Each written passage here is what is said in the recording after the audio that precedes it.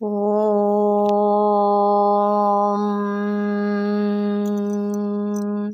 గురుర్బ్రహ్మ గురుర్విష్ణు గురుర్దేవో మహేశ్వరః గురుః సాక్షాత్ పరబ్రహ్మ తస్మై శ్రీ గురవే నమః. ఓం శ్రీమాత్రే నమః. శ్యామల నవరాత్రుల్లో భాగంగా రెండవ రోజు అమ్మవారిని ఏ విధంగా ఏ పేరుతో పూజిస్తారో ఇప్పుడు తెలుసుకుందాం. రెండవ రోజు వాగ్వాదిని, వాగీశ్వరి, వాగధీశ్వరి ఈ మూడు పేరుల్లో ఏదో ఒక పేరుతో మనం ఆరాధిస్తూ ఉంటాం. దేవి వాగ్వాదిని శ్రీ రాజ్యశ్యామల యొక్క ఉపాంగ విద్యలలో ఒకటి. ఆమె విద్యాదేవి అయిన సరస్వతి రూపాలలో ఒకటి. వాగ్వాదిని అన్న పేరు తన ప్రసంగం ద్వారా చర్చిస్తున్న దాన్నిగా సూచిస్తుంది.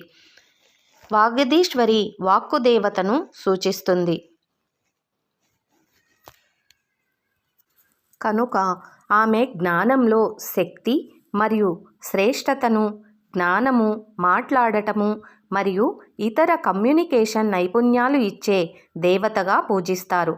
ఆమె రూపం సరస్వతిని పోలి ఉంటుంది. కానీ ఆమె రెండు చేతులతో పుస్తకం మరియు పెన్ను పట్టుకొని భాష, పదాలు, ప్రసంగం మరియు సాహిత్యం మొదలైన వాటికి సంబంధించిన దేవతగా తన తత్వాన్ని చూపుతుంది. ప్రాచీన కాలంలో కవులు, మంత్రులు, కళాకారులు, దౌత్యవేత్తలు, ప్రజావక్తలు, నటీనటులు మొదలైన వారు వాగ్వాదినీ దేవిని పూజించేవారు. ఆమె మంత్రం స్వయంగా వాక్చాతుర్యాన్ని మరియు ఆపుకొనలేని ప్రవాహాన్ని సూచిస్తుంది. పురాతన కాలంలో చర్చల సమయంలో కవులు మరియు మేధావులు ఒక గొప్ప స్పాంటేనిటీ మరియు వాక్చాతుర్యాన్ని పొందటానికి ఆమెను ఆరాధించేవారు. బ్రహ్మ విద్యకు సంబంధించిన గత మాతంగి విద్యలో చూసినట్లు వాగ్వాదిని శబ్ద బ్రహ్మ స్వరూపం. శబ్దాలు మరియు ఉచ్చారణల యొక్క అంతిమ దివ్యత్వం. ఉచ్చారణ మరియు శబ్దాలు కలిసిన అక్షరాలు ఒక భాషగా తయారు అయ్యి అది మాట్లాడుకోవటానికి వీలుగా అర్థాలను ఇస్తాయి. అదే విధముగా శబ్దం యొక్క అంతఃశక్తిని లోతుగా గమనించి ఆవాహన చేసినప్పుడు వారు అద్భుతాలు చేయగలరు. దీనిని మనం మంత్ర సాధన అని పిలుస్తాము. ఆధునిక సందర్భంలో ఆలోచనల అభివృద్ధికి అని మేనిఫెస్టేషన్ ఆఫ్ థాట్స్ అని పిలుస్తాము.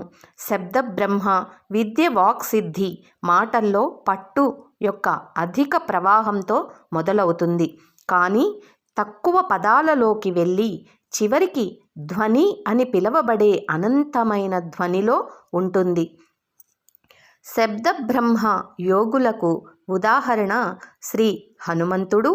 కేవలం తన వాక్చాతుర్యంతో సీతాదేవిని శాంతింపచేసి ఆత్మహత్య చేసుకోకుండా ఆపి అశోకవనంలోని సీత గురించి చాలా ప్రభావవంతమైన రీతిలో చెప్పి రాముడిని సంతోషపరిచాడు.